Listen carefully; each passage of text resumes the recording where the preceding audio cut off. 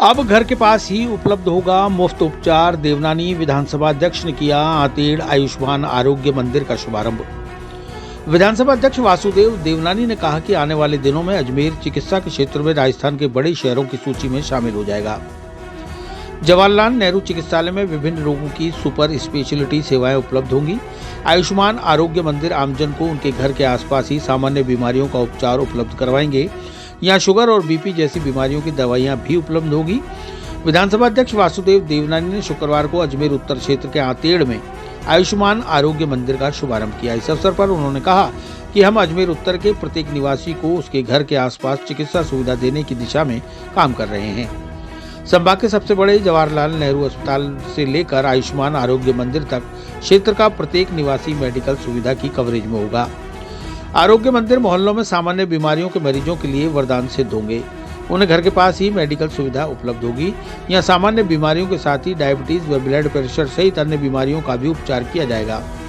उन्होंने कहा कि चिकित्सा सुविधा के क्षेत्र में अजमेर उत्तर विधानसभा क्षेत्र में बड़ी उपलब्धियां हासिल की है। संभाग के सबसे बड़े जवाहरलाल नेहरू चिकित्सालय में शीघ्र ही सुपर स्पेशलिटी सेवाएं भी उपलब्ध होगी। इसके लिए बजट में घोषणा की गई है और स्थान भी चिन्हित कर लिया गया है। इसके निर्माण व सुविधाओं की स्थापना पर 200 करोड़ रुपए से ज्यादा की राशि खर्च होगी। अजमेर उत्तर क्षेत्र के लिए बजट में ही नए सैटेलाइट अस्पताल की घोषणा की गई है। अस्पताल के लिए भूमि चिन्हित कर निर्माण कार्य की शुरुआत की गई है। जल्दी यह भवन भी आमजन को उपलब्ध होगा। उन्होंने कहा कि पिछले कार्यकाल में पंचशील में शहरी सामुदायिक स्वास्थ्य केंद्र की स्थापना करवाई गई थी। यह अस्पताल भी आमजन को राहत दे रहा है। इसी तरह विभिन्न स्तर के अस्पतालों से आमजन को उनके घर के पास ही चिकित्सा सुविधा उपलब्ध हो रही है। एलोपैथी चिकित्सा के साथ ही आयुर्वेदिक चिकित्सा के क्षेत्र में भी अजमेर ने उपलब्धि हासिल की है। यहाँ आयुर्वेद यूनिवर्सिटी की स्थापना की जा रही है। उन्होंने कहा कि आयुष्मान आरोग्य मंदिर आमजन को उनके घर के पास ही चिकित्सा सुविधा उपलब्ध कराने की दिशा में एक बड़ा कदम है। अब आमजन को चिकित्सा सुविधा के लिए घर से दूर नहीं जाना पड़ेगा। इस अवसर पर भाजपा अध्यक्ष रमेश सोनी, पार्षद रूबी जैन सहित आमजन उपस्थित रहे। अंत में सीएमएचओ डॉक्टर ज्योत्सना रंगा ने सभी का आभार व्यक्त किया।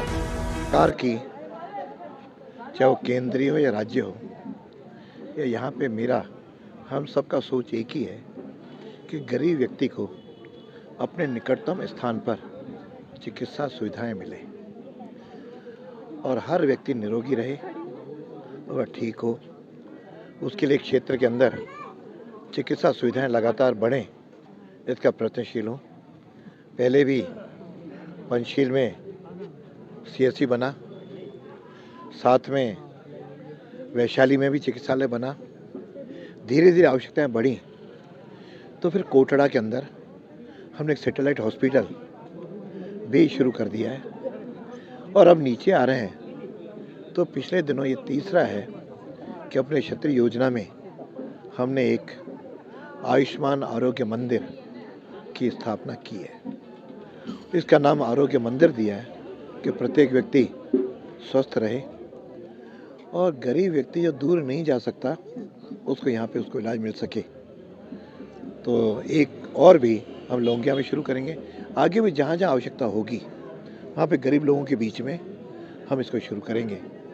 और यहाँ पर एक डॉक्टर, 2 नर्स, एक फार्मासिस्ट और एक आध और स्टाफ मेंबर भी लगातार रहेंगे, ताकि आजकल जो मौसम जैसा चल रहा है, इस मौसम में बीमारियाँ भी बढ़ रही हैं और छोटी मोटी बुखार, सर्दी, ज़ुकाम, उसके लिए जेएलएन तक चक्कर न काटें, उसको यहीं पर इलाज मिल जाए, इसका प्रयत्नशील है, कर रहे हैं। मैं समझता हूँ यहाँ की जो ये आरोग्य मंदिर है, यहाँ के लोगों की सेवा करता हुआ सबको स्वस्थ और निरोगी रख सकेगा। मैं इसके लिए यहाँ की पार्षद, यहाँ के सीएमएचओ, यहाँ के जॉइंट डायरेक्टर और यहाँ के जन को अपनी ओर से बहुत बहुत शुभकामनाएं देता हूँ, बधाई देता हूँ। आशा करता हूँ ये केंद्र सबको लाभ दे सकेगा। आज सड़क का भी उद्घाटन किया है। आज प्रातःकाल लगभग 6.25 करोड़ की लागत से मित्तल हॉस्पिटल से लेकर के और टेलीफोन चौराहा तक ये लगभग 2.5 किलोमीटर सड़क का निर्माण शुरू करवाया।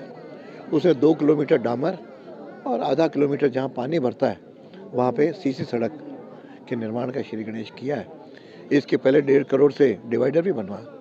मुझे लगता है कि ये यहाँ के विकास में, यहाँ की जन की सुविधा के लिए एक मील का पत्थर साबित होगा।